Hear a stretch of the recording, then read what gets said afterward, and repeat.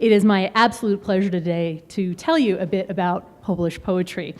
The image that you see here is a statue of Adam Mickiewicz, Poland's most celebrated 19th century romantic poet. And just the fact that there's a monument to a poet standing in one of the most well-known squares in the second largest city in Poland, it says so much about the long-standing esteem that Poles have had for their poets. If you could imagine the Hollywood sign, in Los Angeles, being replaced with like Walt Whitman, that gives you an idea of how meaningful this is. So even though my talk tonight will focus on 20th century Polish poets, I thought this image of Mickiewicz's statue would be a useful way to contextualize what follows. So to understand the role that poets played in 20th century Poland, it's important to consider the events of World War II and their impact upon that country. So I've cited a few major details here. In 1939, Poland is invaded by Nazi Germany in the east and the Soviet army from the west. From 1940 to 1941, hundreds of thousands of Poles are deported to Soviet collective farms and work camps, and additionally, thousands of Poles are executed by the Soviet secret police. And in 1945, at the war's end, the Allied leaders agree on the creation of a coalition government dominated by the communists and call for free elections. And of course, these will, in their execution, be orchestrated shams. Poland is officially placed in the Soviet sphere of influence at this time. So by the end of World War II, 6 million Polish citizens are dead, and about 1/6 of the population, including nearly 3 million Polish Jews, are dead from their incarceration in the Nazi death camps. And just to give you a sense of that figure, the estimated population of Colorado as of 2013 was 5,268,367 people. The Polish people during this time see their country decimated by the Nazis, only to fall under the control of another one of their oppressors at the war's end. The country, however, was being rebuilt, but not in the name of resurrecting the Polish nation, but in the name of remaking the country into the newfound Stalinist government's image. So now I'm going to talk a little bit about three major poets that emerged during this period. So after the chaos of World War III and amidst the Soviet repression that followed, three major poets emerged. There's Zbigniew Herbert, Wisława Szymborska, and Czesław Miłosz.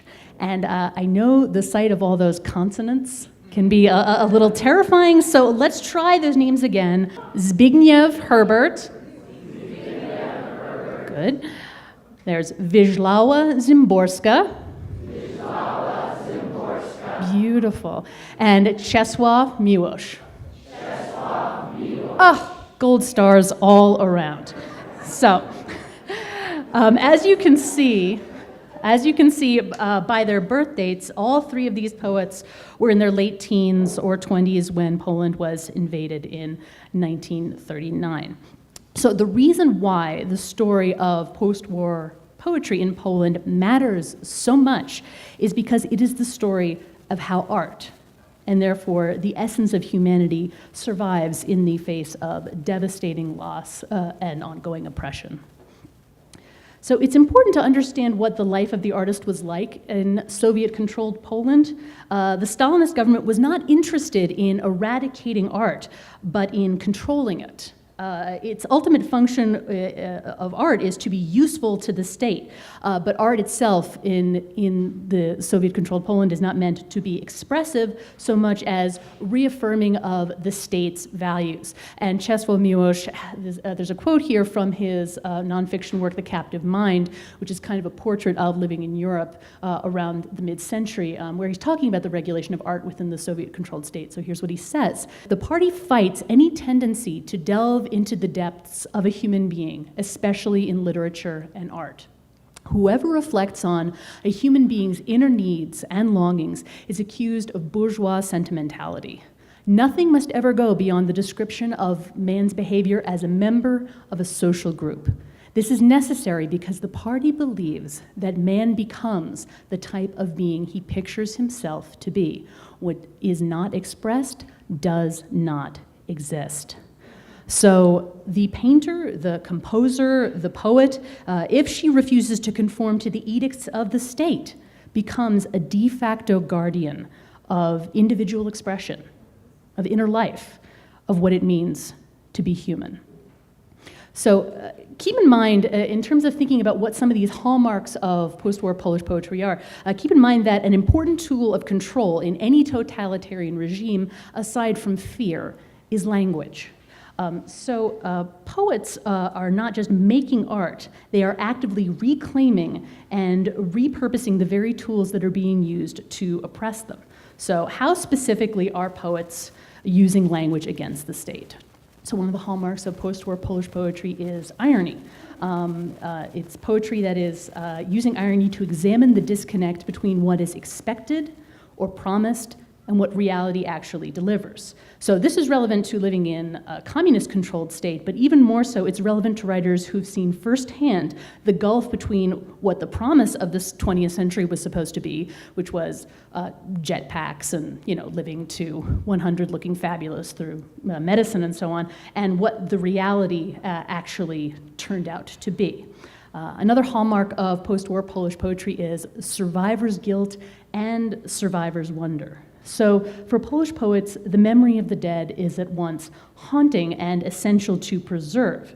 To speak of the dead is to refuse the idea that they are simply the chaff, the casualties of history. For Polish poets, to speak of the dead is to regard their deaths as what they are, a tragedy, and rather than the necessary blood that oils the wheels of progress. But in addition to the survivor's guilt for Polish poets, there's also a sense of survivor's wonder, the astonishment that one should be in the world at all, and recognizing the necessity to give thanks for that, for the beauty of the world in general. Another hallmark of Polish poetry is the desire to preserve individuality. And one can imagine how essential this becomes for literature in a system where private property is abolished and all forms of art, media, and industry are controlled by the state. And then this final hallmark of Polish poetry that I wanted to talk about is the rejection of euphemism and ornamentation in one's work.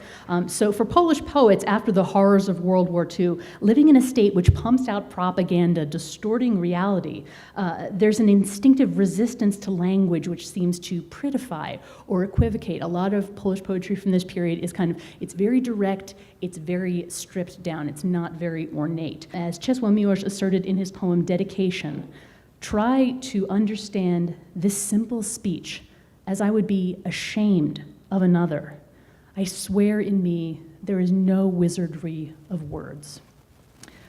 So one of the things that makes the big three of Polish poetry so fascinating is the fact that they each followed very different paths in terms of how they functioned under Stalinist control.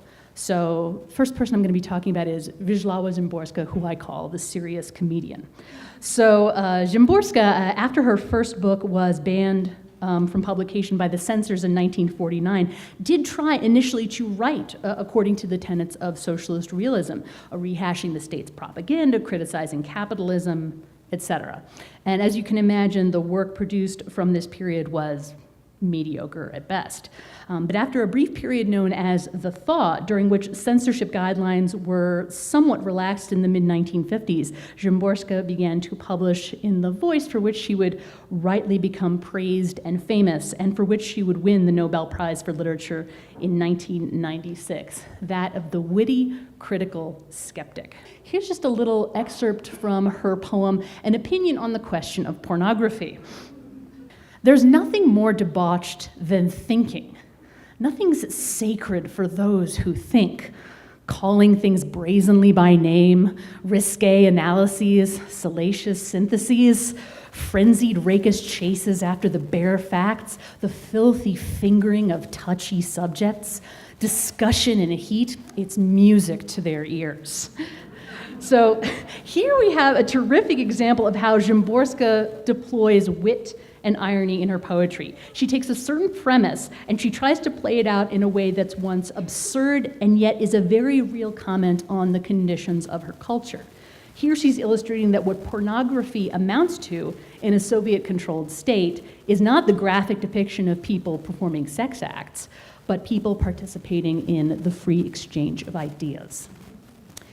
So I want to emphasize that though Szymborska is often sardonic and playful, beneath that sense of play is a various concern for humanity, and that's illustrated in these excerpts from her poem Hitler's First Photograph. Though the poem begins with the grotesquely comic premise of addressing Adolf Hitler as a baby, the poem ends on a more sobering note, meditating upon the fact that history cannot be predicted or controlled, and that the gravest calamities can often have the most commonplace beginnings. And who's this little fellow in his itty-bitty robe?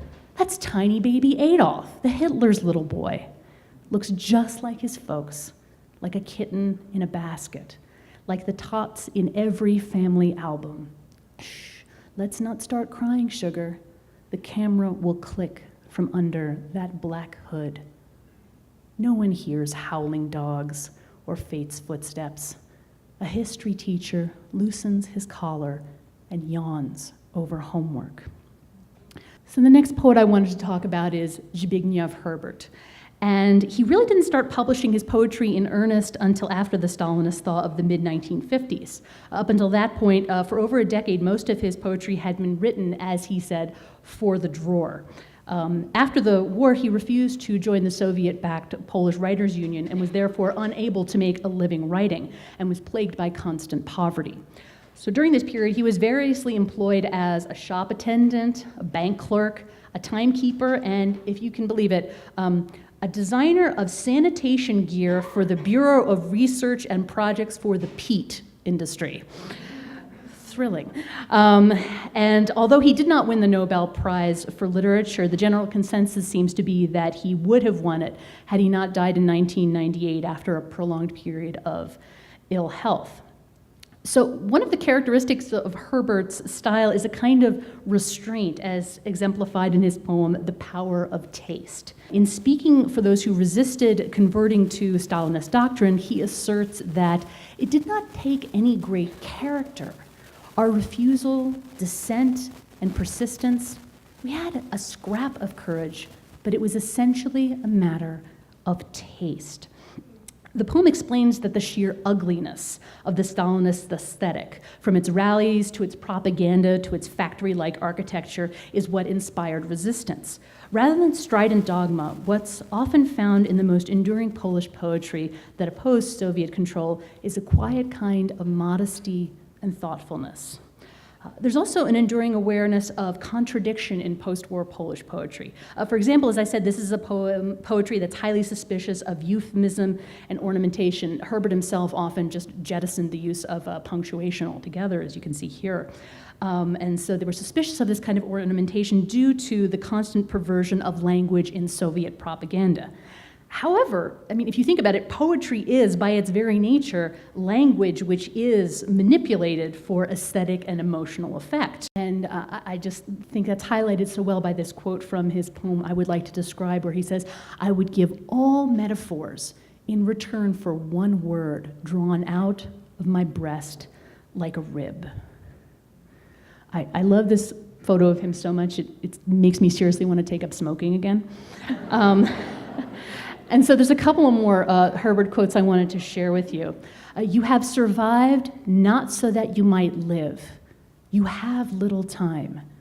You must give testimony." And this other quote here from Report from the Besieged City. "If the city falls and one man survives, he will carry the city inside him on the paths of exile. He will be the city." And these quotes beautifully exemplify the conviction of the Polish poet that he or she is charged with a moral responsibility to speak for those who have been permanently silenced. While the poet W.H. Auden may have asserted that poetry makes nothing happen, post-war Polish poetry sees itself as a kind of cultural conscience, one that never lets us forget what has happened. And so, speaking of the paths to exile, we come to the biggest of the big three, Czesław Miłosz. So after the war, Miłosz worked briefly as a cultural attaché for the Soviet-controlled Polish state before defecting in 1951. So first he lived in exile for a little while in Paris, and then he lived in America, where he worked as a professor of Slavic languages and literature at the University of California at Berkeley for 20 years. And he was originally hired to teach the history of Polish literature, and because no text devoted to the subject existed in English, he wrote it himself in one summer. That's as an academic, that's really badass. You got to teach this class. What's the textbook? It doesn't exist. Okay, I guess I'll write it this summer. That's really hardcore. So ironically, his own poetry was not published in Poland until he won the Nobel Prize for Literature in 1980. And I just want to stop here and I want to point out how extraordinary it is that two Polish poets from the same generation should have been awarded the Nobel Prize, and that it was widely recognized that the third, Herbert, would have inevitably won as well. And I think this really speaks to the resonance of the work of the post-war Polish poets and the far-reaching appeal of their work. So a few quotes from Miłosz here. What is needed in misfortune is a little order and beauty. What is poetry which does not save nations or people? 3 times the wheel of blindness must turn before I look without fear at the power sleeping in my own hand.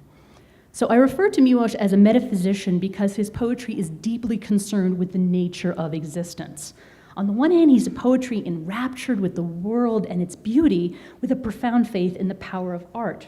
But on the other hand, he's a poet struggling with the fact that the world is always troubled by evil, and that evil, for Miłosz, is a kind of ongoing primal force that plagues humanity. And here's another quote from his poem, Ars Poetica. The purpose of poetry is to remind us how difficult it is to remain just one person, for our house is open. There are no keys in the doors, and invisible guests come in and out at will. Ultimately, what makes Polish poetry so valuable, even to the non-Polish reader, is that despite the specificity and uniqueness of its historical situation, it is always considering the larger, more universal questions of the human condition. In this sense, we can be grateful that the House of Polish Poetry is always open to anyone who wishes to enter. So the New Yorker, in publishing its first issue after the September 11th attacks, chose to devote its entire last page to a poem. Not a poem by an American author or a Middle Eastern author. Rather, the magazine chose a poem by the Polish poet Adam Zagajewski. And he was a member of the generation of writers that followed that of the Big Three. So the poem that the New Yorker published is entitled Try to Praise the Mutilated World, and I'd like to leave you with its words. Try to praise the mutilated world. Remember June's long days and wild strawberries, drops of wine, the dew, the nettles that methodically overgrow the abandoned homesteads of exiles. You must praise the mutilated world. You watched the stylish yachts and ships. One of them had a long trip ahead of it, while salty oblivion waited others. You've seen the refugees heading nowhere. You've heard the executioners sing joyfully. You should praise the mutilated world. Remember the moments when we were together in a white room and the curtain fluttered. Return in thought to the concert where music flared. You gathered acorns in the park in autumn and leaves eddied over the earth's scars. Praise the mutilated world and the gray feather a thrush lost and the gentle light that strays and vanishes and returns. Thank you.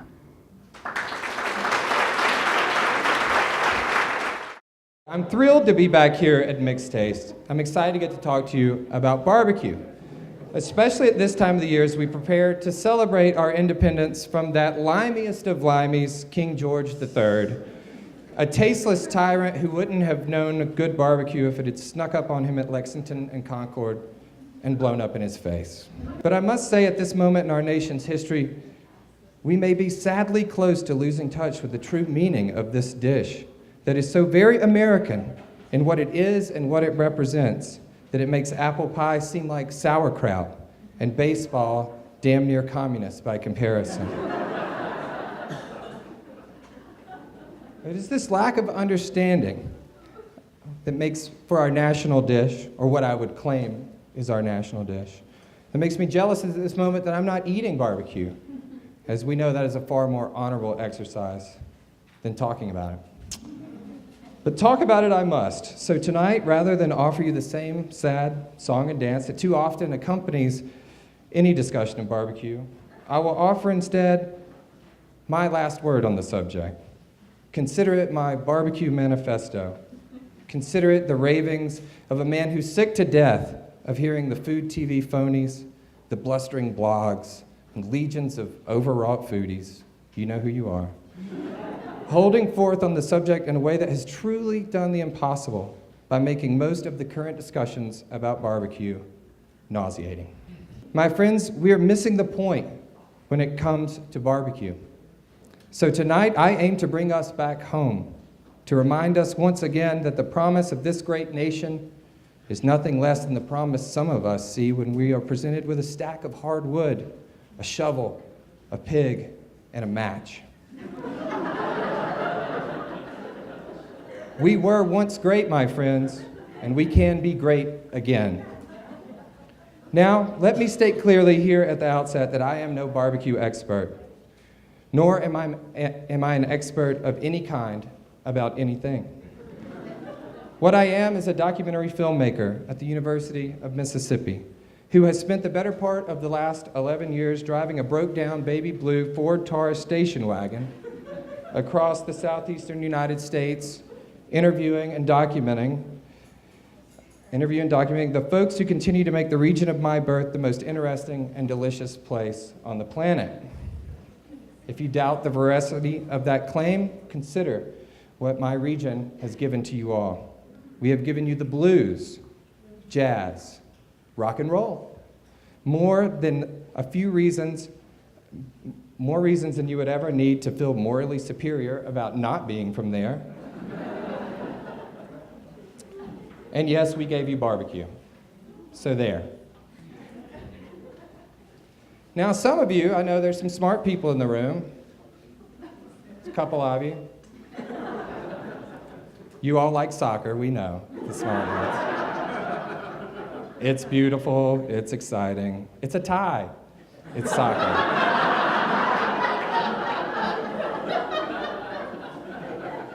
I just made that up.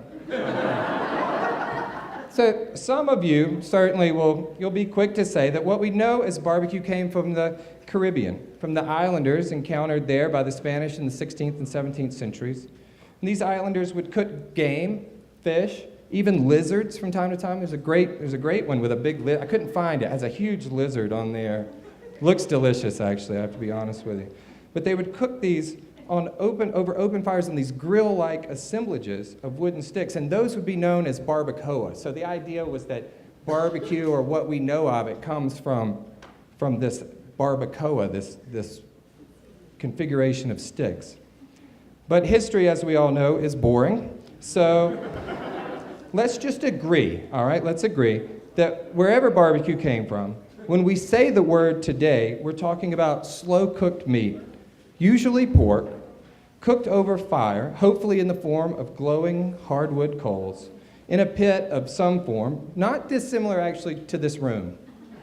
Cinder blocks, low sweltering heat, so about the same thing. You've got this pit into which the hot coals are shoveled and then slowly smothered, okay, this is kind of the big thing, slowly smothered into a blanket of warm smoke, which holds the meat in its tantric embrace for 8 to 16, or better yet, 24 hours, until finally the connective tissue, whoa, got my things mixed up, the connective tissue which have played hard to get to now, is finally granted release, and the meat, once tough and rigid, coy and shy, in reply to our continued advances, now pulls slowly impossibly apart. And we eat of this that is given for us in the forgiveness of who gives a shit. It's good. It's good. It's really good, right? So good that we lose ourselves in it, and it in us, until we can't quite tell pig from man, man from pig. In short, it's basically the end of Animal Farm, only better. Over these many years, I've made many films about barbecue and the people who make it. I've been in pits in Arkansas, Alabama, Louisiana, Tennessee, Kentucky, North and South Carolina, and yes, Texas. Weirdly, I haven't ever eaten barbecue in Georgia, which is where my wife's from. And sadly, my own state of Mississippi is largely a barbecue desert, which really makes my choice of profession all the more genius. In that time and in those places, I have seen more, heard more, and been privy to more information about barbecue than I really ever wanted to know. And certainly more than most anyone who would stand before you and call themselves an expert on the subject. I am no expert. I know far too much at this point to really know very much at all. If I were an expert, click, I'd inevitably mention the so-called regions of barbecue. Hell, I'd show you a map of the regions with funny cartoons. Look, then another, and another, and another, and hell, another. Why not? I'd laud the whole hog barbecue and vinegar sauce of Eastern North Carolina, herald the tomato-based pork shoulder sandwiches in Western North Carolina, revel in the dry rub ribs of Memphis, and simply drench the whole of South Carolina in mustard sauce. I'd be sure to point out that Kansas City has its own style, claiming my own preference for Arthur Bryant's as a cool aside, and then proudly point out that Texans eat beef. Beef, I tell you. I'd wow you with tales of mutton barbecue in Western Kentucky. It's wangy, I'd say. You just have to try it. It's kind of gamey. I'd coolly mention the great and rich rib tradition in Central Alabama, citing that Dreamland is overrated and Archibald's is the real deal. And then I'd move on to competitions. I'd tell you how many Memphis and Mays I've been to and how I use a 4-foot-long hypodermic needle to inject my butts. I'd actually say that exact thing, not think twice about it. But if I told you any of that, I'd be lying to you. Because here's the truth, people. It's all bullshit. That's true. For every rule the experts and list makers have set forth, I can offer as many exceptions. For every black and white truth they peddle, I can steer them into the gray areas where those of us who know what's up live and breathe. And this dogged adherence to maps and rules and easy categorization lies at the heart of how we've missed the point about barbecue and how sadly we've missed the boat as it sails inexorably across a sea of endless promise to the America our founders envisioned and the America I think we'd all like to hand down to our children and our children's children. Barbecue, for those of us who love it and respect it and know what goes into making it truly good, like this great nation of ours, is not so easy to pin down. It is at once static and shifting, regional and hyper-local, tied to tradition, but too slippery to fit into the boxes the experts have made to make sense of it. In fact, the best barbecue, no matter where it's from or what it is, beef, pork, mutton, or even bologna, yes, bologna, transcends classification, rising above categorization and then even itself, becoming more about what we put into it and what we take from it, ceasing to be meat or meal or method and becoming instead the edible embodiment of our greatest human virtues, and lying at the very heart of what it means to be an American. So on the eve of the celebration of our nation's birth, we celebrate these virtues, these values, and we hope that as we share this food, some of it rubs off not just on our pants, but also on us. So what are these values? I'm glad you asked. So that was a little thing I did there. These values are hard work, devotion, redemption through self-determination. That's a big one. And perhaps most importantly, gratitude. This is my friend Rodney Scott, cooks barbecue over in Hemingway, South Carolina. And he is definitely the embodiment of hard work. Barbecue, that's all barbecue is. It's pure and simple. It's just work. Nothing more, nothing less. If someone tells you it's not, they're lying. If someone tells you how they cook it as a secret, they're hiding something. No, my fellow Americans, good barbecue is just hard work. And anyone who's ever done it right will show you exactly how they did it without a care in the world that you'll rip them off. Why? Because they know good and well that you're not nearly hardy enough to do it for yourself. All the best barbecue is the distilled essence of one man or one woman's ass-busting, back-breaking labor. And believe me, you can tell the difference between barbecue born of hard work and something called barbecue that came out of a gas cooker or, heaven forbid, an oven. Barbecue, good barbecue, demands wood, fire, sweat, toil, sleeplessness, and respect. Take my friend Rodney Scott. If there's a harder working man in barbecue, I haven't found him. But if my hypothesis that the harder the work, the better the barbecue holds true, then it's no wonder why his is some of the best I've ever eaten. I'm going to show you, like I told you, I make films, so I'm actually going to get around to showing you some of it. So here's a clip from a film I made about Rodney. I'm Rodney Scott, pitmaster of Scott's Barbecue, and we're in Hemingway, South Carolina. When I was younger, I was quite interested in what was going on with the barbecue. And I would always watch and look and watch and look. Then one day my dad told me, he was like, listen, I need you to cook this pig. And I was 11 years old at the time. So I had to actually keep my own wood in the barrel. I had to go scoop it up with the shovel, and I had to put the heat under the pig. And my first pig at 11 years old came out just right. In the beginning, it was a garage, and my dad decided he wanted to cook a hog one day, and a few of the customers were passing through and they tasted it. It was like, wow, this is really good. And the demand started to get more and more and more, so he added another hog and he added another. And we eventually had to convert the garage over into a pit where we're cooking maybe 5, 10 hogs a night. Nothing like a pig. Barbecue pig is what I come up on, and that's all I know. To me, barbecue is doing a whole hog. To me, I think of it. That's barbecue. When you say barbecue around here, we're talking about real pit cooked barbecue. When I say real pit cooked barbecue, I'm talking the actual wood. I'm so sure that we use just wood because we go out and cut it ourselves. So, I mean, he cuts his own wood. Jesus Christ. I'm serious. When I went there to hang out with him, they had just had a big storm, and like everybody was calling him. They were like, Rodney, can you come get that? We'll give you this tree if you give me like a week of barbecue. And he was trading all over town, trees for barbecue, trees for barbecue. It was great. But that work, I promise, you really taste that work. And so barbecue, it is work. And when we think about it, what is work, right? If you read the Bible, it tells us that work is a curse. Work is our curse. It's what we have to do because we fell from grace in the Garden of Eden, right? That's what happened. And we had it good. We had it good. We wouldn't have even needed barbecue. It probably would have just been there. There would have been like a barbecue tree, probably. And we could have, But instead, we screwed up. And so we have to do it this way now.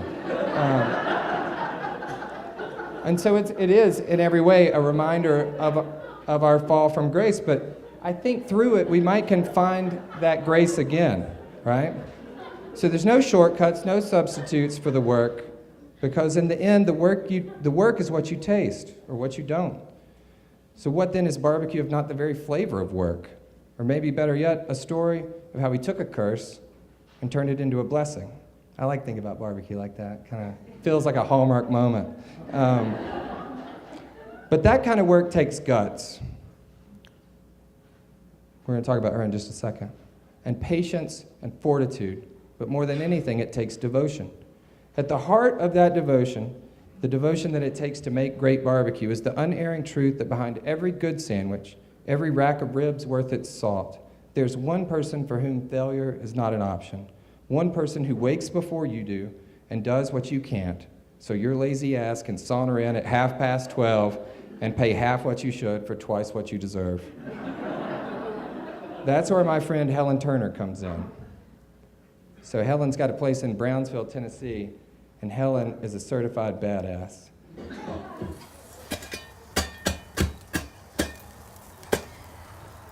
All right, this guy came in.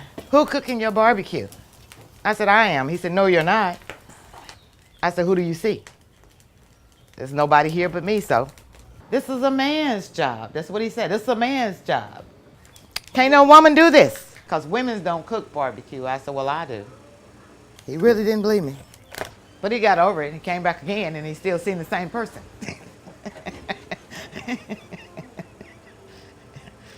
I told him each time he comes in, you're going to only see me. Mr. Jim, you going to eat here, right? You going to eat here, right? Yes, ma'am. Okay, well, I get your money in a minute. I know you ain't going to run off. Go sit down. I'll come talk sweet to you later.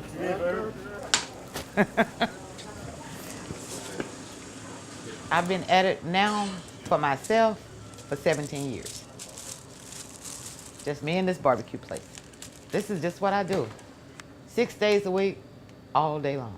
If I take a vacation or something, the doors are locked because there's nobody to run it but me.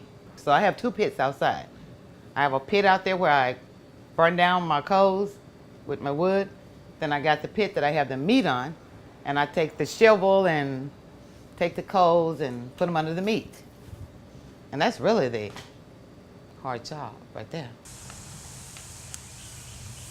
That room out back, there's a lot of smoke out there, and there's a lot of heat out there because there's nothing out there but fire. Fire and smoke. And it's hot out there. Of course, and don't get me wrong now, because sometimes it'll have me crying. There'll be so much smoke out there. There are tears just rolling out of my eyes. As soon as I get through firing up this and put some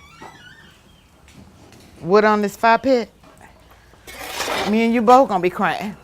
When you're working in the smoke out there, that this is what it do for my eyes every day. Just make it run water. Well, I love it for one thing.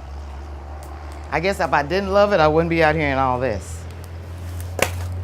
And then plus, I got a lot of good customers that comes in here. And you ain't got no business if you don't please them.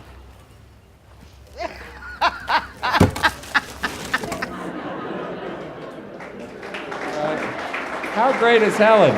How great is Helen? And again, that devotion, 17 years, 6 days a week. If she goes away, it's not open. There's not anybody else to do it. That devotion is that second key we're talking about, that second value that makes good barbecue. You're not going to find good barbecue at a place where people are just constantly handing the apron one person to another. There's always got to be one person. It's a force of personality. And you can taste it. You can taste the work, you can taste that devotion. But barbecue is also redemptive. What other process can take the pig, the very symbol of sloth and filth, and transform it into a delicacy that folks will literally line up around the block for? But barbecue doesn't merely redeem the lowly hog. It has the power to redeem the men and the women who make it their life's work. Take Ricky Parker, for example. A poor kid from a poor town in western Tennessee. He was lost, and in barbecue, he found himself. I was a sophomore in high school. I worked at a supermarket, I worked at Morgan's service station, and I mowed yards. We didn't have a lot.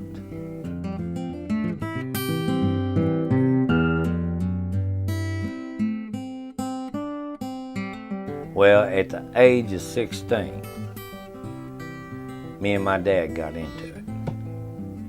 And I hit him with a baseball bat because he was whooping up on my mom. Well, I went to school one morning, and when I come back, he had all my clothes sitting on the front porch. So I called Mr. and Miss Scott.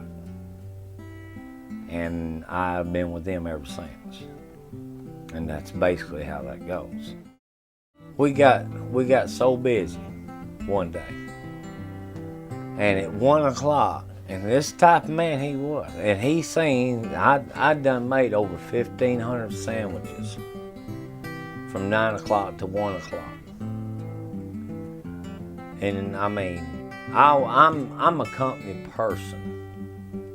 You know, whatever it takes, hey, this is what we're gonna do. And he come over here and he said, Rick, are you tired? And I said, yeah.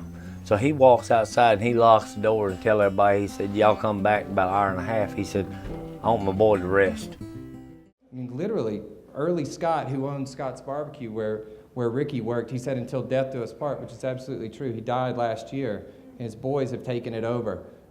They're in their early 20s, and they're doing now what Ricky had done for a long time, but it was that decision, it was that opportunity to do the hard work, to be devoted, that was able to kind of redeem Ricky from this life of living in an abusive family and give him a whole new life. So finally, and this is going to be the hard part for me, but finally barbecue is about gratitude. In the early days, there was no greater sign of gratitude, no greater symbol that a man or woman's love for kith and kin than to wake early on a cool morning, walk out behind the house and choose the fattest hog in the sty and bury a knife deep through its neck all the way to its heart, to string it up and bleed it out, to scald it and scrape it and then lay it over the coals where all day it would send up smoke signals to those in the community that tonight there would be a pig picking, where folks would gather and join in the communion that is community, that is America, that is the embodiment of the gratitude for those who have come before us. We do it because they did it, and they did it because the ones who came before them did it too. So this is me and my brother getting ready to cook a pig. I'm sticking my finger in its mouth, and he's trying to make it drink beer.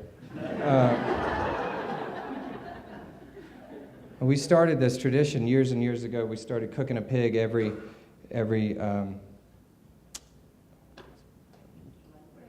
Labor Day, sorry. Totally blanked. Labor Day. So every Labor Day, we get together and cook a pig. And it's that sense of gratitude for those that came before, for what it meant to them to gather in the cool of the morning, light a fire, smoke a pig, and drink whiskey from too early to too late. That is why I still cook a pig every year with my family on the hill behind the house where they've lived since before anyone who's alive today can remember.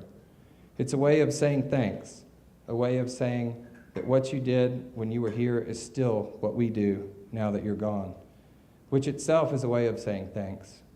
As my brother said himself in a poem entitled Grace, which was the last poem I ever heard him read, history moves us as we raise our voices and then our glasses to pour a little out for those who poured out everything for us.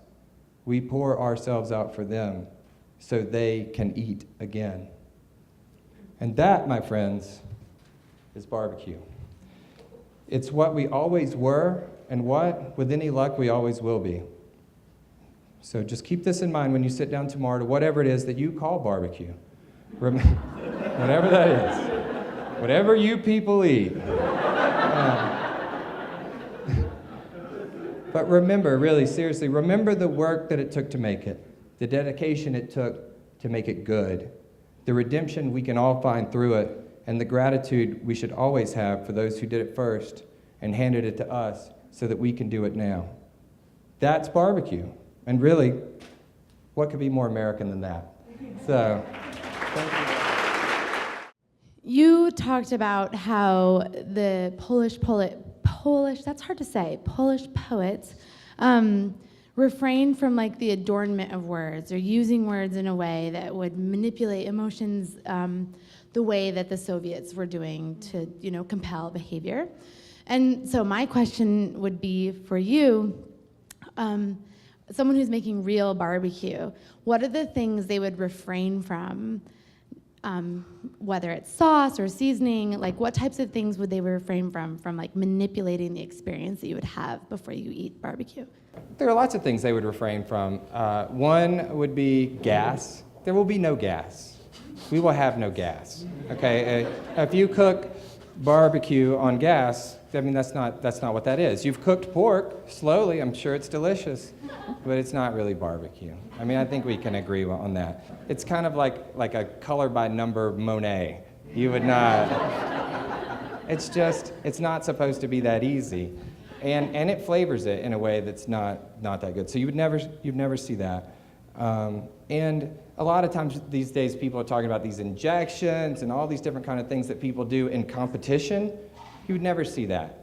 Real barbecue, for the people that are doing it, they're not in these competitions because they can't be in these competitions because they use wood and they burn that wood down in a huge ass fire and shovel it over here under the meat, which is not allowed in competition. So they can't even, the people that are doing it the most traditional way can't even participate. It's very, very basic, and I swear to God, it's not, it's hard work. It is hard work. You can do it. The basic idea is build a fire, shovel it under pig. Build another fire, shovel it under pig. You don't go to MIT to learn how to do this, But you do it once, and you're like, shit, I'm never doing that again. And it takes you about a year. It's like grape soda. It takes you about a year to have another one. You drink one, you're like, maybe next year I'll have another one. It sounds like both the poetry and the barbecue are expression, they're creative expression. So I'm wondering for both of you guys, if you could answer, what's the riskiest expression that you've seen in both of these that worked? The riskiest thing was simply to be making art outside of the sanctions of the state, to be publishing it in the underground press and circulating it and publishing it outside of the country.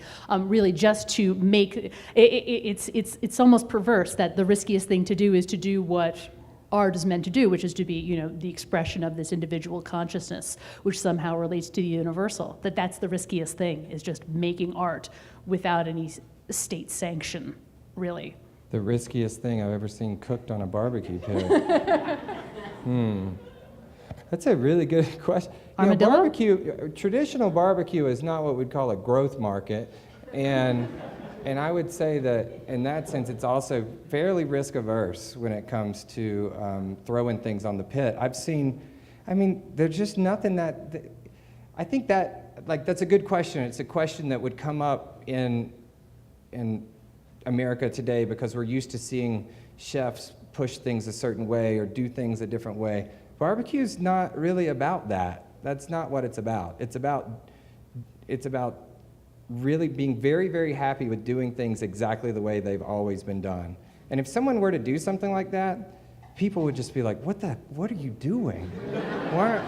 Why are you doing that? Czesław Miłosz has this collection of lectures that he did at Harvard called The Witness of Poetry, and you're reminding me of this passage where he talks about art, and that he's basically, to sort of paraphrase, he's saying that art isn't like technology. It's not like we're not going to make art better. We're not gonna do art in this better way. We're just gonna sort of keep making art because we're human beings, and I think it's the same way.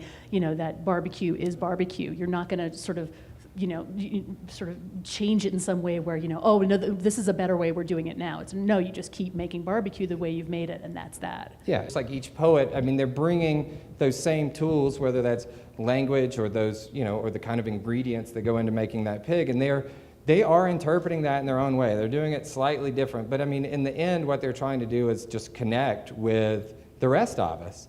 And there are certain things that you can do to make that happen, and there are certain things that you can do to run us off. And I think poets and barbecue cooks pretty much, they know what they're doing. They know what they're doing, and they're not. I'm dying here.